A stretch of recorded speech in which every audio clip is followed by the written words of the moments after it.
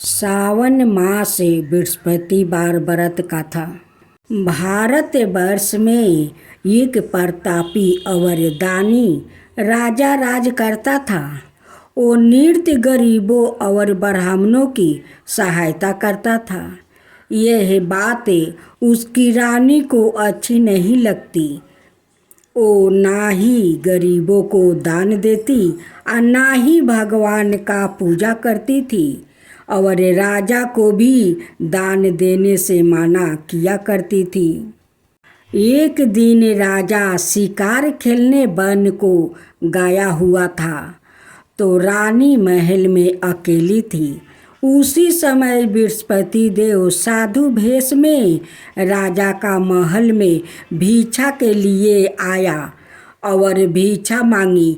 रानी ने भिक्षा देने से इनकार किया और कहा, हे साधु महाराज, मैं तो दान पुण्य से तंग आ गई हूँ। मेरा पति सारा धन लुटाते रहते हैं। मेरी इच्छा है कि हमारा धन नष्ट हो जाए, फिर ना रहेगा बांस और ना बाजेगी बांसुरी। साधु ने कहा, देवी तुम तो बड़ी विचित्रा हो। धन संतान तो सभी चाहते हैं, पुत्र और लक्ष्मी तो पापी के घर भी होना चाहिए। यदि तुम्हारे पास अधिक धन है तो भूखों को भोजन दो, प्यासों के लिए पियाऊ बनवाओ, मुसाफिरों के लिए धर्मशाला खुलवाओ।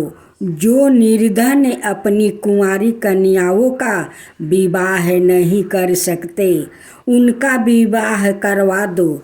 ऐसे और कई काम है जिनके करने से तुम्हारा यश लोक परलोक में फैलेगा।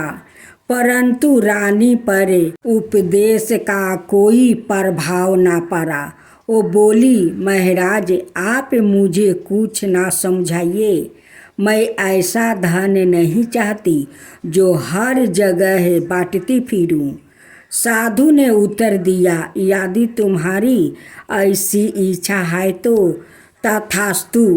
तुम ऐसा करना कि बृहस्पतिवार को घर लीप कर पीली मिट्टी से अपना सिर धोकर स्नान करना, भट्ठी चढ़ा कर कपड़े धोना। ऐसे करने से आपका सारा धन नष्ट हो जाएगा। इतना कहकर वो साधु महाराज वहाँ से अलोप हो गया। साधु के अनुसार कही बातों को पूरा करते हुए रानी को केवल 3 बृहस्पतिवार ही बीते थे कि उसकी समस्त धन संपत्ति नष्ट हो गई। भोजन के लिए राजा का परिवार तरसने लगा। तब एक दिन राजा ने रानी से बोला कि हे रानी, तुम यही रहो, मैं दूसरे देश को जाता हूँ, क्योंकि यहाँ पर सभी लोग मुझे जानते हैं। इसलिए मैं कोई छोटा कार्य नहीं कर सकता। ऐसा कहकर राजा परदेश चला गया। वहाँ वो जंगल से लकड़ियाँ काट कर लाता और शहर में बेचता। इस तरह वो अपना जीवन व्यतीत करने लगा।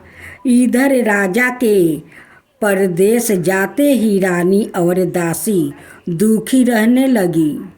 एक बार जब रानी और दासी को 7 दिन तक बिना भोजन के रहना पड़ा तो रानी ने अपनी दासी से कहा, हे दासी, पास ही के नगर में मेरी बहन रहती है। वो बड़ी धनवान है। तू उसके पास जाओ और कुछ ले आओ ताकि थोड़ी बहुत गुजारा बरस हो जाए। दासी रानी की बहन के पास गई। उस दिन गुरुवार था और रानी की बहन उस समय बृहस्पतिवार व्रत की कथा सुन रही थी। दासी ने रानी की बहन को अपनी रानी का संदेश दिया, लेकिन रानी की बड़ी बहन ने कोई उत्तर नहीं दिया। जब दासी को रानी की बहन से कोई उत्तर नहीं मिला तो वो बहुत दुखी हुई और उसे क्रोध भी आया। दासी ने वापस आकर रानी को सारी बात बता दिया। सुनकर रानी ने अपने भाग्य को कोसा। उधर रानी की बहन ने सोचा कि मेरी बहन की दासी आई थी, परंतु मैं उसे नहीं बोली, इससे वो बहुत दुखी हुई होगी। कथा सुनकर और पूजा समाप्त करके वो अपनी बहन के घर आई और कहने लगी, हे बहना, मैं बृहस्पतिवार का व्रत कर रही थी। तुम्हारी दासी मेरे घर आई थी, परंतु जब तक कथा होती है तब तक ना तो उठते हैं और ना ही बोलते हैं, इसलिए मैं नहीं बोली। कहो बहना, क्यों दासी गई थी? रानी बोली, बहना, तुमसे क्या छुपाऊं? हमारे घर में खाने तक को अनाज तक नहीं है। ऐसा कहते कहते रानी की आंखों भर आई। उसने दासी समेत पिछले 7 दिनों से भूखे रहने तक की बात अपनी बहना को विस्तार पूर्वक सुना दिया। रानी की बहना बोली, देखो बहना, भगवान बृहस्पति देव सबकी मनोकामना को पूर्ण करते हैं। देखो, शायद तुम्हारे घर में अनाज रखा हो। पहले तो रानी को विश्वास नहीं हुआ, पर बहन के आग्रह करने पर उसने अपनी दासी को अंदर भेजा तो उसे सचमुच अनाज से भरा एक घड़ा मिल गया। यह देखकर दासी को बड़ी हैरानी हुई। दासी रानी से कहने लगी, हे रानी, जब हमको भोजन नहीं मिलता तो हम व्रत ही तो करते हैं, इसलिए क्यों ना इनसे व्रत और कथा की विधि पूछ लिया जाए ताकि हम भी व्रत कर सके। तब रानी ने अपनी बहन से बृहस्पतिवार व्रत के बारे में पूछा। उसकी बहन ने बताया, बृहस्पतिवार के व्रत में चने की दाल और मुनका से विष्णु भगवान का केले की जड़ में पूजन करे और दीप जलाए, व्रत कथा सुने और पीला भोजन ही करे। इसमें बृहस्पति देव प्रसन्न होते हैं। व्रत और पूजन विधि बताकर रानी की बहन अपने घर को लौट गई। 7 दिन के बाद जब गुरुवार आया तो रानी और दासी ने व्रत रखा। गुरुशाले में जाकर चना और गुड़ लेकर आई। फिर उसे केले की जड़ में विष्णु भगवान का पूजन किया। अब पीला भोजन कहाँ से आए, इस बात को लेकर दोनों बहुत दुखी थे। उन्होंने व्रत रखा था, इसलिए बृहस्पति देव उनसे प्रसन्न थे।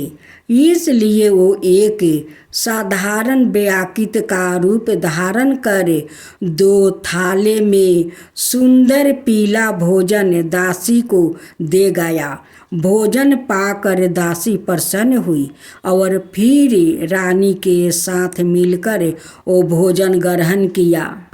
उसके बाद वो सभी गुरुवार को व्रत और पूजन करने लगी।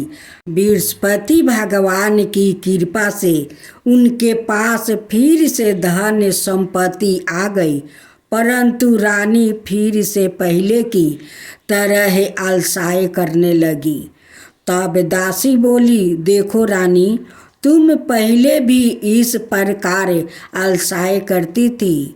तुम्हें धन रखने में कष्ट होता था, इस कारण सभी धन नष्ट हो गया। और अब जब भगवान बृहस्पति की कृपा से धन मिला है तो तुम्हें फिर से अलसाय होता है।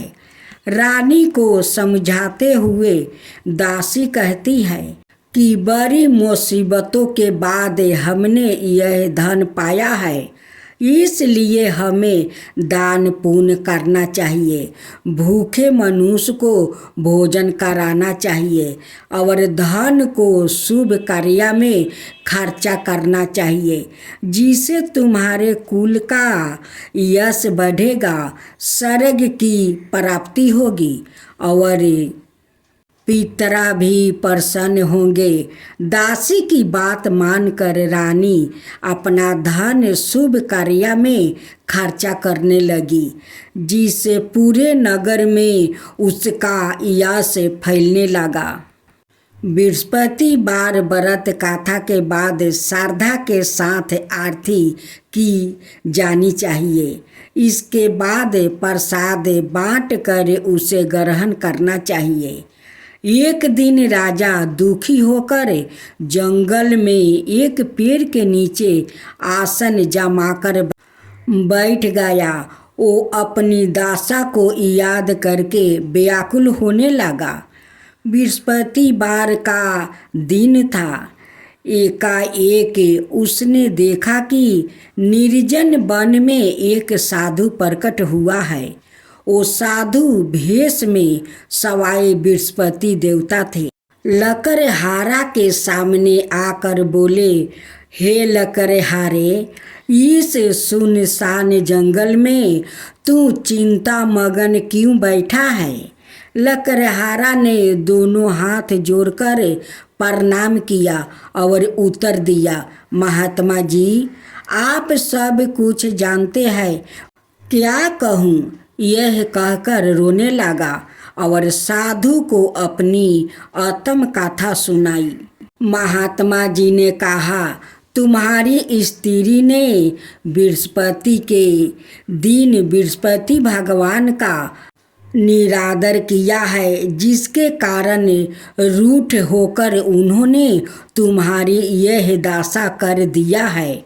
अब तुम चिंता को दूर करके मेरे कहने पर चलो तो तुम्हारे सब कष्ट दूर हो जाएंगे और भगवान पहले से भी अधिक संपत्ति देंगे। तुम बृहस्पतिवार के दिन कथा किया करो। 2 पैसे के चने मुनका लाकर उसका प्रसाद बनाओ और शुद्ध जल से लोटे में शक्कर मिलाकर अमृत तैयार करो।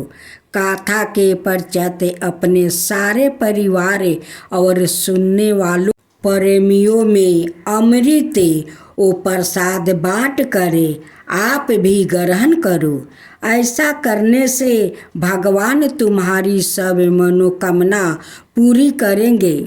साधु के ऐसे वचन सुनकर लकड़हारा बोला, हे प्रभु, मुझे लकड़ी बेचकर इतना पैसा नहीं मिलता जिससे भोजन के उपरांत कुछ बचा सकूं। मैंने रात्रि में अपनी पुत्री को व्याकुल देखा है। मेरे पास कुछ भी नहीं जिससे मैं उसकी खबर ले सकूं।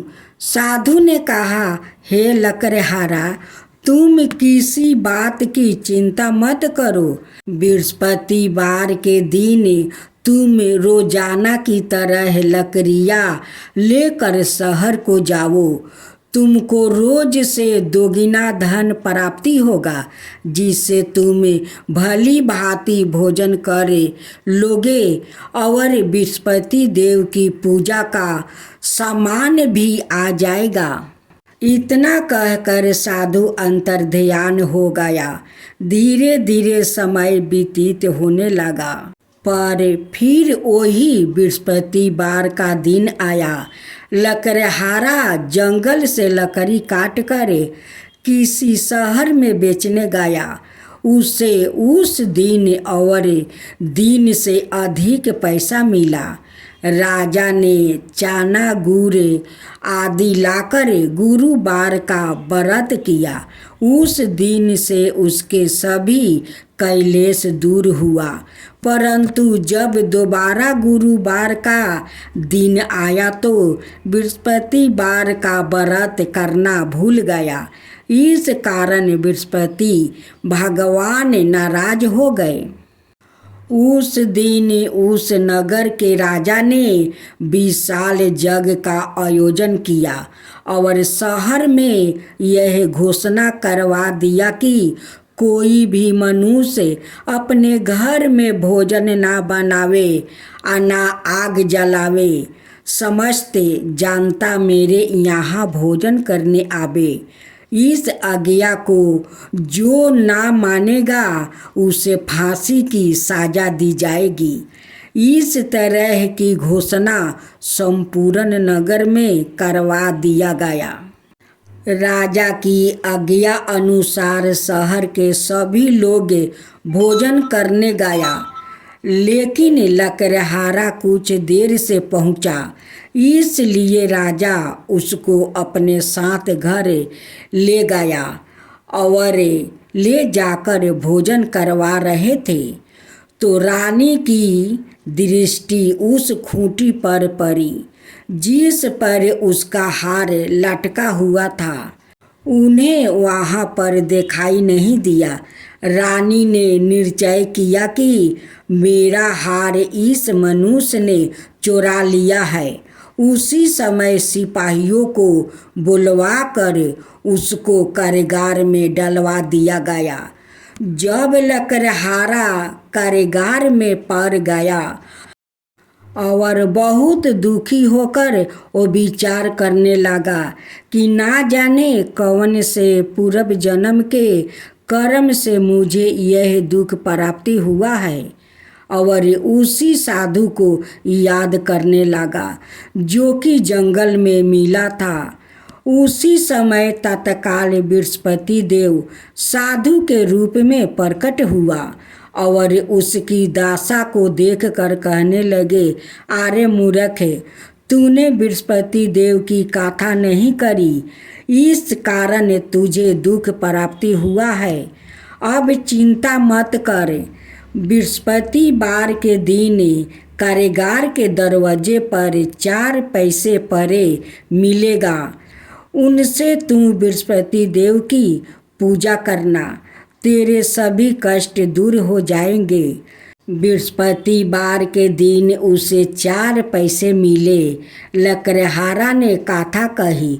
उसी रात्रि को बृहस्पति देव ने उस नगर के राजा को सपने में कहा, हे राजा, तुमने जिस आदमी को कारागार में बंद कर दिया है वो निर्दोष है, वो राजा है, उसे छोड़ देना। रानी का हार उसी खूंटी पर लटका है। अगर तू ऐसा नहीं करेगा तो मैं तेरा राज्य को नष्ट कर दूंगा। इस तरह रात्रि के सपने को देखकर राजा प्रातः काल उठा और खूंटी पर हार देखकर लकड़हारा को बुलाकर वो क्षमा मांगी और लकड़हारा को योग्य सुंदर वस्तु आभूषण देकर विदा कर दिया। बृहस्पति देव की आज्ञा अनुसार लकड़हारा अपने नगर को चल दिया। राजा जब अपने नगर के लौटा, अपना नगर पहुंच गया तो उसे बड़ा आश्चर्य हुआ। नगर में पहले से अधिक बाग, तालाब, कुएं और बहुत सी धर्मशाला, मंदिर आदि बन गई है। राजा ने पूछा, यह किसका बाग और धर्मशाला है? तब नगर के सब लोग कहने लगे, यह सब रानी और बंदी के है। तो राजा को आश्चर्य हुआ और गुस्सा भी आया। जब रानी ने यह खबर सुनी कि राजा आ रहे हैं तो उन्होंने बंदी से कहा कि हे दासी, देख राजा, हम लोग कितनी बुरी तकलीफ में छोड़ गया था। हमारी ऐसी हालत देखकर वो लौट ना जाए, इसलिए तू दरवाजे पर खड़ी हो जा। आज्ञा अनुसार दासी दरवाजे पर खड़ी हो गई। राजा आए तो उन्हें अपने साथ ले गई। तब राजा ने क्रोध करके अपनी रानी से पूछा कि यह धन तुम्हें कैसे प्राप्ति हुआ है। तब उन्होंने कहा, हमें यह सब धन बृहस्पति देव के इस व्रत के प्रभाव से प्राप्ति हुआ है। राजा ने निश्चय किया कि 7 रोज बाद तो सभी बृहस्पति देव का पूजन करते हैं, परंतु मैं प्रतिदिन दिन में 3 बार कहानी और रोज व्रत किया करूँगा। अब हर समय राजा के दुपट्टे में चने की दाल बंधी रहती थी और दिन में 3 बार कहानी कहता था। एक रोज राजा ने विचार किया कि चलो अपनी बहन के यहाँ हो आऊं। इस तरह निश्चय कर राजा घोड़े पर सवार हो गया, अपनी बहन के यहाँ को चलने लगा। मार्ग में उसने देखा कि कुछ आदमी एक मुर्दे को लिए जा रहे हैं। उन्होंने रोक कर राजा कहने लगा, अरे भाइयों, मेरी बृहस्पति देव की कथा सुन लो। वो बोला, लो, हमारा तो आदमी मर गया है, इसका तो अपनी कथा की परी है। परंतु कुछ आदमी बोले, अच्छा कहो, हम तुम्हारी कथा भी सुनेंगे। राजा ने दाल निकाली और जब कथा आधी हुई कि मुर्दा हिलने लग गया और जब कथा समाप्त हो गई तो राम राम करके मनुष्य उठकर खड़ा हो गया। आगे मार्ग में उसे एक किसान खेत में हाल चलाता मिला। राजा ने उसे देखा और उससे बोला, अरे भाइयों, तुम मेरी बृहस्पति बार की कथा सुन लो। किसान बोला, जब तक मैं तेरी कथा सुनूंगा तब तक 4 हाल जोत लूँगा। जा अपनी कथा किसी और को सुनाना। इस तरह राजा आगे चलने लगा। राजा के हटते ही बैल पछाड़ खाकर गिर गया और किसान के पेट में बड़ी जोर का दर्द होने लगा। उस समय उसकी माँ रोटी लेकर आई। उसने जब यह देखा तो अपने पुत्रा से सब हाल पूछा और बेटे ने सब हाल कह दिया। तो बुढ़िया दौड़ी दौड़ी उस घोड़ सवार के पास गई और उससे बोली कि मैं तेरी कथा सुनूंगी, तू अपनी कथा मेरे खेत पर चलकर ही कहना। राजा ने बुढ़िया के खेत पर जाकर कथा कही, जिसके सुनते ही वो बैल उठ खड़ा हुआ और किसान के पेट का दर्द भी बंद हो गया। राजा अपनी बहन के घर पहुंच गया। बहन ने भाई की खूब मेहमानी की। दूसरे दिन प्रात काल राजा जागा तो वो देखने लगा कि सब लोग भोजन कर रहे हैं। राजा ने अपनी बहन से कहा, ऐसा कोई मनुष्य है जिसने भोजन नहीं किया हो? मेरी बृहस्पति बार की कथा सुन ले। बहन बोली, हे भैया, यह देश ऐसा ही है कि पहले यहाँ लोग भोजन करते हैं, बाद में अन्याय काम करते हैं। अगर कोई पड़ोस में हो तो देख आऊं। वो ऐसा कहकर देखने चली गई, परंतु उसे कोई ऐसा व्याकुत नहीं मिला जिसने भोजन ना किया हो अत वो एक कुम्हार के घर गई जिसका लड़का बीमार था। उसे मालूम हुआ कि उनके यहाँ 3 रोज से किसी ने भोजन नहीं किया है। रानी ने अपने भाई की कथा सुनने के लिए कुम्हार से कहा। वो तैयार हो गया। राजा ने जाकर बृहस्पति बार की कथा कही, जिसको सुनकर उसका लड़का ठीक हो गया। अब तो राजा की प्रशंसा होने लगी।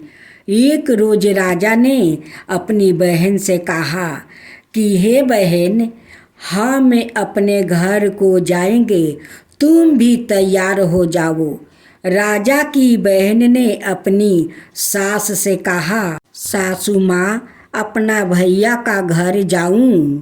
सास कहा, हाँ चली जा, परंतु अपने लड़कों को मत ले जाना, क्योंकि तेरे भाई का कोई औलाद नहीं है।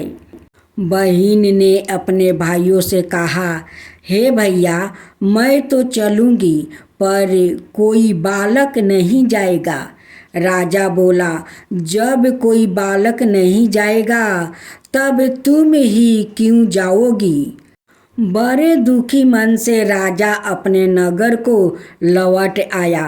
राजा ने अपनी रानी से कहा, हम निसंतानी है, हमारा मुंह देखने का धर्म नहीं है और कुछ भोजन आदि नहीं किया।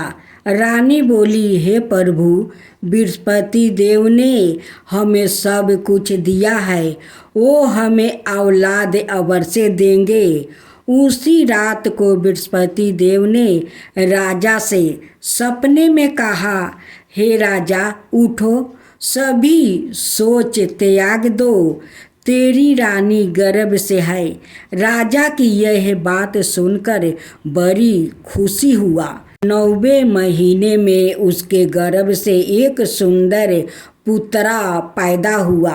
तब राजा बोला, हे रानी, स्त्री बिना भोजन के रह सकती है, पर बिना कहे नहीं रह सकती।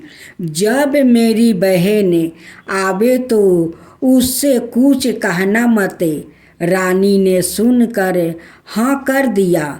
जब राजा की बहन ने यहाँ शुभ समाचार सुना तो वो बहुत खुश हुई और बधाई लेकर अपने भाई के यहाँ आ गई।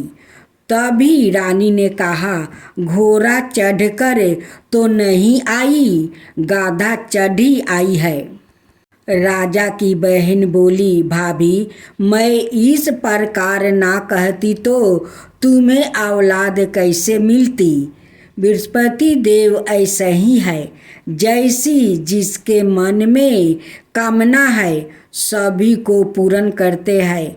जो 10 भावना पूर्वक बृहस्पति बार का व्रत करता है, वो कथा पढ़ता है अथवा सुनता है, दूसरों को सुनाता है, बृहस्पति देव उसी लोग को सभी मनोकामना पूर्ण करते हैं। तब बोलो बृहस्पति देव की जय, बृहस्पति भगवान की जय। भगवान बृहस्पति देव उसकी सदाएं रक्षा करते हैं।